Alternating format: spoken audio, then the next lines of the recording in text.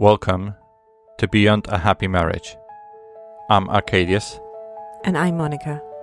If you are striving for something deeper than just a happy marriage, if you want a relationship that's truly transformative, that leads to intentional living, then this podcast is for you.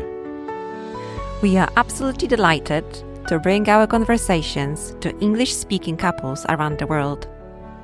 Hello, this is episode 7. Episode 7. And at last, the one in this series. We made it. We made it, yes, because honestly, when we were planning this series back in December, surrounded by boxes, still waiting to be unpacked. There were quite a few boxes. Yeah, so many. And I was thinking myself, are we actually going to pull this off? Because planning a series is one thing, doing it alongside the house move, renovation, kids, building the whole new life in new place, new family and relations, that's another thing entirely. And yet, here we are. Yes, here we are. And today we'll finish, but this final episode is a little different from the others. Because today we're not going to talk about protocols or research. Well, maybe one study. Okay, maybe one. But today we really want to talk about what this series means in a bigger context. What we took from it and how it connects to life. Our life, not just to food. Because as I admitted somewhere in the middle of the series, I thought it was going to be serious about fasting and eating. About not eating for a few hours a day and seeing what happens. And it turned out to be a little more than that, didn't it? A little more, quite a bit more actually. And we're recording this in the first week of Lent. Ash Wednesday was a week ago, on the 18th of February. And it feels like exactly the right moment because Lent, 40 days by accident. It's not a 60 weeks challenge or 30-day rest. It's something the church has practiced for 2,000 years. And there's probably something in the fact that it lasted that long. Something that, yes. Yes. But before we get into it, a quick request. If you're listening for the first time, please subscribe. Generally, we are a very small operation, just me and Monica. That's literally the entire team. Literally. And every single subscription makes the real difference. So if you can find us on Spotify or on YouTube, and if this episode gives you something, send to one person, one couple. You know. Yeah. So, Monica, you had to sum up for this entire series in one sentence. What was it? I would say your body is not your enemy. Interesting. Yeah, for years, I treated my body as a problem that needed fixing, especially through those 10 years with PCOS and infertility. And this series was, for me, like finally saying, stop fighting with it. Just start listening to it. And that applies to everything around us, not just food. Yes. And that's what surprised me, because when I started preparing these episodes, I thought, okay, this will be about intermittent fasting, about hormones, about how a woman's cycle affects when we can fast and when we can't. And see something more came out. It turned out that fasting is something much broader than food. I'll be honest, because I remember listening back through those episodes and thinking, I came expecting this to be just about eating, and then it became clear it's about fasting in a much wider sense. Exactly. Not just fasting from food, but fasting from the things that surround us, material things, the noise of everyday life. And this is something that the church has always known. Science is just now confirming it. Which brings to me, what from this research in the series hit you the hardest? You know what?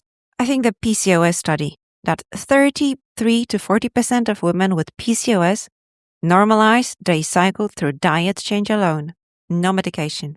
Without medication? Yes, and there was another study from 2021. In that study, PCOS women went on fasting for 6 weeks, and they had a reduction of 9% in testosterone. That's not a small effect. No, I mean, for someone who spent years searching for answers. Exactly. And if we'd known that 15 years ago, Oh, yeah. yeah, but that's exactly why we're saying it now. Because someone is listening and they might be in exactly the place we were back then. And what surprised you most from this series? Like something you didn't expect? I think that episode on dopamine and minimalism, that it's literally the same area of the brain that activates when you don't eat during a fast, when you don't buy something you don't need, and when you, instead of shouting at your child, you choose calm. The same muscle. Yes, the same muscle. And for me, that was a genuine. Okay, that's why all of this is connected. And this is why this series couldn't be just about food. I want to talk about our life because I think that's where the heart of this conversation really is. Mm-hmm. Because we weren't talking about fasting or minimalism from the theoretical place. We lived this, literally. Yes, literally.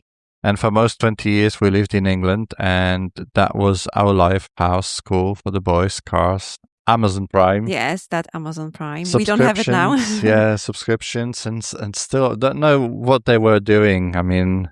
Yes, I think one of them, to this day, we have no idea. I paid for some, like 18 months. I know I paid for. What I did with it, I generally have no idea. And we had everything, didn't we? I mean, we had everything. A good school for the boys, one we were happy with, a house, friends. And there was always this sense of something missing. There was always something missing, and I remember trying to fill the gap. A pet here, a new activity for the kids there. Yeah, I think every weekend was planned down to the hour. Polish school, then some activity, then Sunday after Mass, something else. Soft play, the park, friends. Always felt like too little to what mattered and too much to what didn't. Too little of what we actually needed and too much of what just filled the time. Yes, weekends the same. Swimming, scouts, clubs, classes, I mean... Yeah, there was no space. Just to be. To sit together and just talk about something other than, what we're going tomorrow, what we need to buy, how to fill the school form. Yeah, the logistics of survival. The logistics of survival, and that's not a marriage. Yeah, it isn't. And the relationship with family, because that matters too. We had phone calls once a week, sometimes less. Oh, sometimes once a month with some people. Every few months even. And yeah, the boys knew their grandparents through a screen, which is beautiful in its way, but it's not the same. Definitely not the same. Not experiencing it every day. No, and now, grandma is here almost every day, granddad very often, and I can see the boys building that relationship physically. They touch her, they talk to her, they tell her about school. That's something you can't build through the screen, that relationship. Yeah, really, you can't. And I want to be clear, there was no regret about those nearly 20 years. We gained so much there. Very much. Different eyes of the world, different cultures, different perspectives. It definitely shaped us. But there was a moment that we felt like this isn't quite yet. And that we were missing the chance to build the kind of relationships we now have right next to us. And maybe it was time. Yes. Because this moved, it was like, hey, we're moving great adventure. Yeah, not really. It wasn't. August, September was where we've been calling out desert time. And that's exactly how we think of it, the desert time. We arrived with suitcases, a couple of boxes. Few real weeks we lived out of the suitcases, really. Yeah, and nothing was needed beyond what we had. And then eventually the boxes arrived from England, and then you look at them and think like, why did it even take this? Yes, because a good number of them are still unopened after all these months. And that just tells us everything, I suppose. Yeah, if you haven't looked for something in a box for several months, you don't need it. We have similar rule, right? If you didn't use it for a year, a month, give it away. Yeah. Yeah, somewhere in between, probably. But that time, August, September, maybe even November, that was time when we literally had nothing to lose and we had only each other. And I think paradoxically, it was actually good. I know that sounds strange. Yeah, but, well, it's true. Yeah, we had nothing to fall back on, but we had each other, and that turned out to be a great deal. And we talked more then because we had to navigate difficult moments together, and it wasn't optional, it was literally necessary. Yeah, conversation was a necessity if we wanted to keep being a team. And we listened more carefully too. I admit, reading scripture really helped me during that time. Because there was a passage about crossing through the desert and it helped us enormously. Yeah, that was like a coincidence. I don't think so. No, I really don't. And now being in Lent, I think about that desert differently. Because Jesus went into the desert too, 40 days, and there he listened.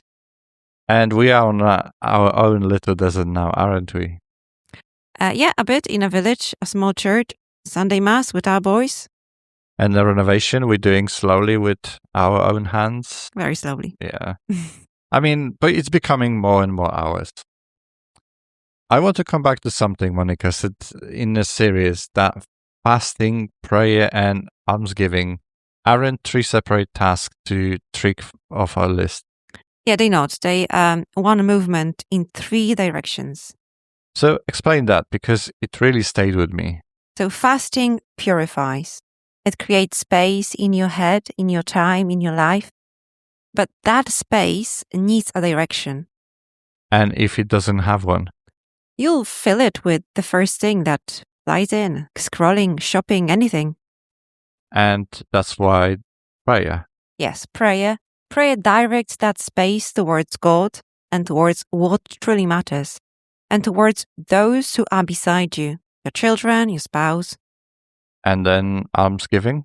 Well, almsgiving opens you to the needs of others.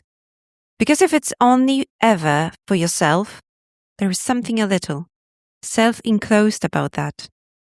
There's something nagging me here, Monica. What? Well, if we're fasting for health, for the cycle, for the better sleep, is that only for ourselves? No, because if you're healthier, calmer, if you have more energy, then you have more to give to your husband, your children, and that's not a contradiction. Okay, yes. But when all of it becomes about being thinner or looking better in photos, then the third element is missing. yes, exactly. Benedict XVI wrote that fasting is like spiritual weapon to fight against every inordinate attachment to ourselves. And that phrase stopped me in my tracks. Inordinate attachment. I mean, it doesn't mean like food is bad or that things are bad. It's just that you can have a disordered relationship with them. So when they possess you rather than you possessing them. And then you have a problem. And then fasting. In whatever form, in there to reorder that relationship so that you are free again. So tell me, do you feel freer here than you did in England? Yes. Generally? Yeah, generally. And that surprised me because I used to think freedom meant options. That you have shops, you have restaurants, you have a car, you have loads of choices in a big city. But no. What do you think now? I think that freedom is the ability to say no to what isn't important and yes to what is. And you do that here? Here is just much easier because nothing is here. Yes. There is less noise, and in that quiet, you can hear yourself. You can hear the other person. And do you know what the boys told us something similar? I mean, we offered them football, signing up for some club, and they said no. Yeah, together, just no. Like, anonymously. I mean, they want to play here in our area, in their own tiny garden. I mean, it's not tiny. Well, okay, it's not tiny, but I mean, in their private space, like in a room, and I mean, if some kids come along, that's great, but they don't want to be driving somewhere twice a week or like on the regular schedule. No, they don't. And that was their choice, not ours. Mm. I mean, I assumed that they need all those activities and those passions, all those structured hobbies. Yes, and they said, we don't need them. Mm-hmm. No. And this is small school. I mean, small class, everyone knows everyone by name, and then there's a conflict. You can't just switch groups. No, you have to talk it through. Mm-hmm. You have to talk it through and build that relationship regardless. And that's probably a more important lesson than any club could teach. I want to ask this directly because this is a marriage podcast and I'm going to ask directly. Okay, go on. Have this 7 weeks of the series plus this change of life plus the minimalism, has any of it changed something between us? I think the evenings. The evenings? Yeah, I think the evenings are different. We're in the same room and we are talking. It sounds simple. Yeah, but before, like we were in the same room looking at different screens. True. Laptops and work and all that stuff. Yeah. I mean, and that's the difference. Not philosophy, not theory. Just we talk. And what we talk about? About things that matter, not just logistics. Well, logistics too, but there is room for something more. I think this series also helped us be in the same page. I mean, that don't just tolerate your cycle-based approach to eating. But I actually understand why it works that way. And I can support you instead of just asking why you not eating right now or eating. And that's significant. Because for years this was more your project. Yeah, more area. And now it's more hours. And there's something else. What you said about training the same muscle. I mean, that when you hold your fasting window on a difficult day and you're building the same capacity, that later helps me to be patient on the evening. And vice versa. So when you put your phone away during dinner, you're literally, neurologically, helping me not to reach for food at very late at night. And we are the team, most literal neurological sense. That sounds a bit clinical, but yes. But I think couples who practice NFP already know something about this. Do they? Well, because they already know how to say not right now, do something good for the sake of something greater, that muscle is already trained. That's a beautiful observation. It's just, I mean, that now we understand the same thing applies to food, to shopping, to screens, to noise. I mean, everywhere, the same virtue. Yeah, moderation that doesn't take away pleasure. It just orders it so you can truly enjoy it. St. Thomas Aquinas knew what he was talking about. Ah, yes, he really did. 7 weeks. Yeah, 7 weeks. And now what? Now we don't stop. We don't stop? No, because we've been talking about for these 7 weeks, fasting, minimalism, simplicity, silence. This isn't a January challenge. It's a direction for life. Take away to add back what truly matters. Yes. And Lent exists for exactly that reason, doesn't it?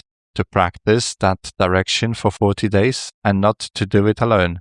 With the church, with millions of people around us. Who are also in a desert. Yes, they are. We want to know, what does your desert look like? Leave a comment. Tell us what stayed with you from this series. What's your what's changing you? Where's the heart? We read every single comment, not because it sounds good, but to say that. It's just words. Words generally shape what we talk about next. Yes, and if this series helped you, send it to one person, just one, and that's enough. Over thenatprogram.com, there is also an article that puts the whole series together with all the research and practical 90-day plan. Yeah. You can find it there. And subscribe to the podcast if you haven't already. Thank you for being. You can find us on Spotify and YouTube. Thank you for being with us for these 7 weeks, and I really mean that. Yeah. Until next time. Bye.